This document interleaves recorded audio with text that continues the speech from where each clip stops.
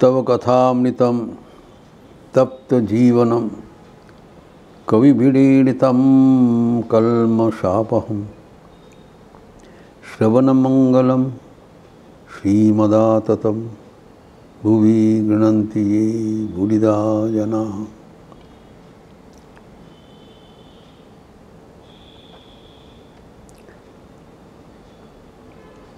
हम जो भी कुछ कर्म कर रहे हैं वह यज्ञ भावना से करने से वो मोक्ष प्राप्ति का कारण बनेगा। बाह्यिक रूप से जो कर्म का शैली है, व्यवहार है, वो विपरीत हो सकता है एक से दूसरे का, लेकिन दोनों ही एक लक्ष्य में पहुंचा देंगे। हमारे मनोभाव अगर सही रहे, जैसे कि यहाँ पर हम लोग कल चर्चा किया था,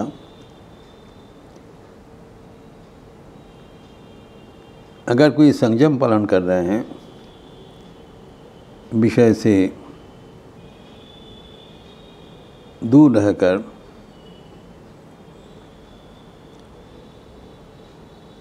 वो जैसे मोक्ष लाभ करेंगे, वैसे ही जो विषय से युक्त है लेकिन मानसिक रूप से वो वियुक्त है, राग देशीन है, वो भी वही लक्ष्य में पहुँचेंगे। ये बात भगवद गीता का श्लोक अवलंबन करके हम लोग देखा है। श्रोत्रादीन विषयानन्ये संयमाग्निषु जुह्वति, शब्दादीन विषयानन्ये इंद्रियाग्निषु जुह्वति।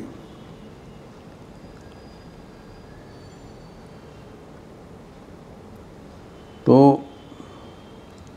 एक का पंथा है संयम और दूसरे का पंथा है संयोग। आपा तो परस्पर विरोधी है, क्योंकि जो संयमी है, जो विषय से अपना इंद्रियों को अलग करके रखा है, वो अगर उसका मन विषय में लिप्त रहे तब उसका संयम व्यर्थ हो जाएगा। इसलिए हम भगवद गीता के द्वितीय अध्याय का उस श्लोक उद्धृत करके बताया कि जो संयम का अर्थ है, जैसे कहा गया है,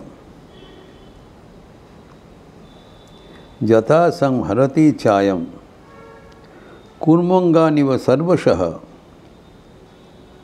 इंद्रियानि इंद्रियार्थेभ्य तस्य प्रज्ञा प्रतिष्ठिता। अर्जुन ने पूछा है भगवान को, जो स्थित प्रज्ञ हैं वो कैसे व्यवहार करते हैं,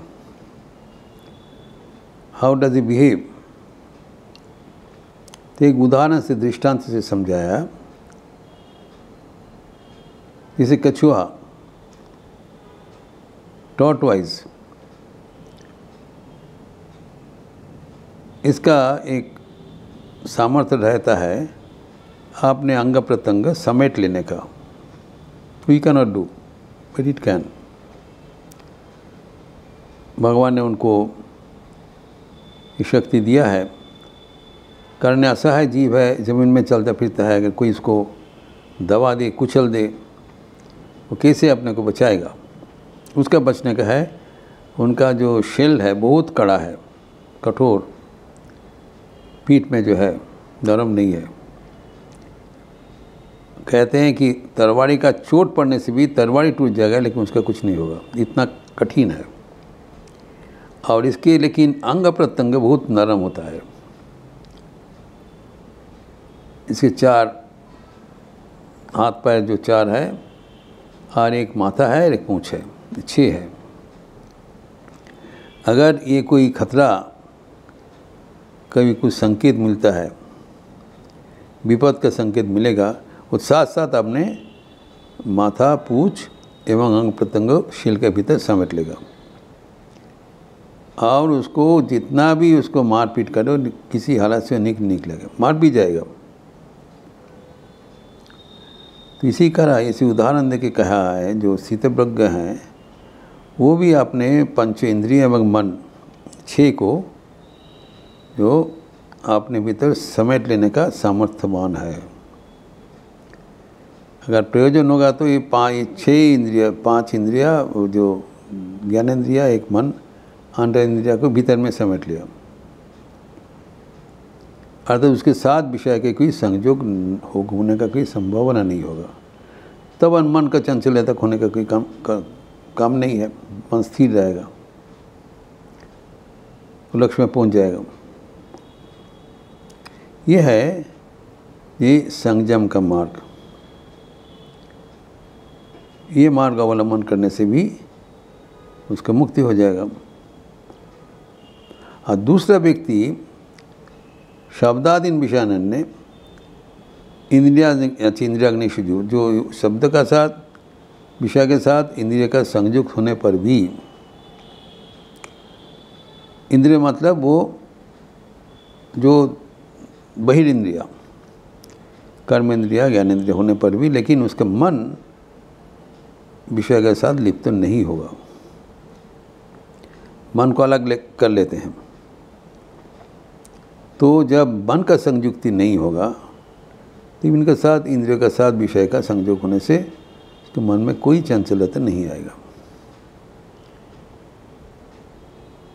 मनैव मनुष्याणाम कारण बंध मोक्षयो, बंधन एवं मोक्ष का कारण हमारा मन ही है। मन अगर विषय में लिप्त रहे, हम बंधन में फंस जाएंगे। अगर विषय में रहते हुए मन अगर लिप्त ना रहे, जैसे पद्म पत्र में इमाम बसा, जिसे पद्म पत्र में पानी रहता है, पानी से पद्म में कभी लिप्त नहीं होता है, पानी रहता नहीं। Even if you sprinkle water, not stay on the lotus leaf. वैसे ही ये व्यक्ति का मन इतने साफ है, उसके साथ विषय का कोई भी संपर्क नहीं होगा। विषय के साथ अगर मन का संयोग नहीं होगा, तो इंद्रियों संयोग से उसे कोई मतलब नहीं है। हम देखें, अगर हमारे इंद्रियां, जो हम कान से हम सुन रहे हैं शब्द, कभी कभी घड़ी का शब्द सुनाई जाता है, लेकिन यहाँ पर उसका अमनस्क है, मन नहीं है, तो शब्द तो जाता है कान के साथ, घड़ी का शब्द के साथ इंद्रिय का संयुक्ति होता है, लेकिन वो रजिस्टर नहीं होगा। जब तक उसके साथ मन का संयुक्ति नहीं होगा, तब तक वो विषय भोग होगा नहीं। ये भी एक मार्ग है। संयोग होगा, संयम हो, दोनों ओर से अगर विषय के साथ हमारा दूरत्व रहे तो उसके कोई हमारा कोई बंधन नहीं होगा, हम उसमें मोक्ष प्राप्ति हो जाएगा।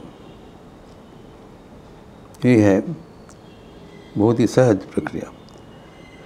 इस प्रकार अनेक किस्म का जो साधन है, प्रत्येक साधन को ही हम मनोभाव के अनुसार जागरूक रूप से परिवर्तित कर सकते हैं। हम देखे हैं कि भोजन प्रक्रिया भी अगर हम इसी अर्पण बुद्धि से करें तो वो भी एक यज्ञ रूप से गृहीत होगा और वो हमारे फायदेमंद है। वो कर्म का रंग बदल देगा, हमें मोक्ष की ओर ले जाएंगे। तो इसी परवर्ती जो श्लोक में भगवद गीता में बताया, ये नाना प्रकार का जो हमारे कर्मधारा होता है, विशेषतः 4 विभाग में हमारा कर्म विधृत है। कर्म, भक्ति, ज्ञान, योग, ये चारों का समष्टि लेके भगवान कहते हैं कि द्रव्य यज्ञ, तपो यज्ञ, योग यज्ञ तथा परे साध्य ज्ञान यज्ञस्य जत संक्षित व्रतः। आप कर्म ही करें और ज्ञानी चर्चा करें और योग चर्चा करें, अगर वो आप मन से सावधानीता अवलंबन करके उसको पालन करें, यज्ञ भावना से पालन करें, वो हमें मोक्ष का कारण बनेगा। कोई भी कर्म हो तो अपने अपने रुचि अनुसार और हमारी जो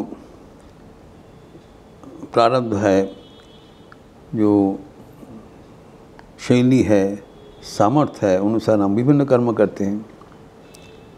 जिसे एक हम पहले ही बताया, द्रव्य यज्ञ दान यज्ञ जो है, जो हम लोग कर्म करते हैं, तो औरों के लिए जो कर्म करते हैं वो हम पावन समझते हैं। स्वामी विवेकानंद कहते हैं, दे alone live who live for others, वही जीते हैं जो औरों के लिए जीते हैं। जो व्यक्ति सबको मदद करने चाहते हैं, अपने कर्म को सेवा रूप में परिवर्तित कर दिया, जो राहत कर्म करते हैं, कूप खनन कर दिया, विद्यालय बना दिया, सेवा का विभिन्न सेवा प्रकल्प होता है। और किसी को जैसे प्रयोजन अनुसार ज़रूरतमंद, किसी का अन्न वस्त्र, जो बर्तन आदि जैसे रिलीफ में हम वितरण करते हैं, किसी उपाय से जो प्रयोजन अनुसार मदद करते हैं, लेकिन उससे हमारा कोई मतलब नहीं रहता है। ये प्रधान चीज़ है। हम कर्म करते हैं और सेवा रूप से करते हैं। औरों को कल्याण होना ही हमारी इच्छा है, क्योंकि हमारा ये जो सामान है हमारा तो नहीं है, हमको दिया गया है, हम अर्पण कर दिया। जैसे मैं पहले ही बताया, बाबूराम महाराज ने जब वो रिलीफ का कर्म में जा रहे थे, तो बाबूराम महाराज ने पूछा, साईं प्रेमानंद जी रिलीफ का साधु ब्रह्मचारी कौन, तो आप लोग कहाँ जा रहे हो? ना हम लोग रिलीफ करने के लिए जा रहा हूँ, वहाँ पर बहुत बड़ा आफत हो गया, बाढ़ आ गया, तो तुम लोग क्या दोगे? बोले क्यों, हम लोग दाल चावल देंगे, खाने का चीज़ देंगे, फिर कपड़ा देंगे, कंबल देंगे। तो नहीं, ये तो तुम लोग का कुछ नहीं है, वो भक्तगण तुमको दिया है, तुम वो ट्रांसफ़र कर दोगे, तुम्हारा क्या है? बोले महाराज हम लोग क्या देंगे, हम लोग तो कुछ उपाय नहीं करते हैं, हम लोग क्या देंगे? बोले नहीं, तुम्हारा देना है श्रद्धा, तुम्हारा देना है समर्पण। जो ऐसी मनोभाव से अगर दान करोगे, तब तुम्हारा दान एक सेवा रूप से परिगणित होगा। अगर जो दान घमंड से दिया जाता है, औरों को मदद करने के लिए इच्छा से दिए जाते हैं, वो दान सही नहीं है। आप दे के धन्य हो जाने जाना आपका मनोभाव होना चाहिए। They are blessed who give with gratitude. तो समर्पण रूप से अगर इस बुद्धि से अगर दिया जाए और हम प्रतिदान में कुछ नहीं मांगते हैं, तब that is a golden offering and that is सेवा, दैट इज़ यज्ञ। तो जो कर्मयोगी है, उनका कर्म अगर ये समर्पण बुद्धि से हो तो भी यज्ञ रूप से परिगणित होगा, और वो कर्म अकर्म बन जाएगा। वैसे ही विभिन्न प्रकार साधन है, जिसका विस्तार हम अगले दिन करेंगे। ओम शांति शांति शांति। हरि ओम तत्सत। श्री राम कृष्णार्पणमस्तु।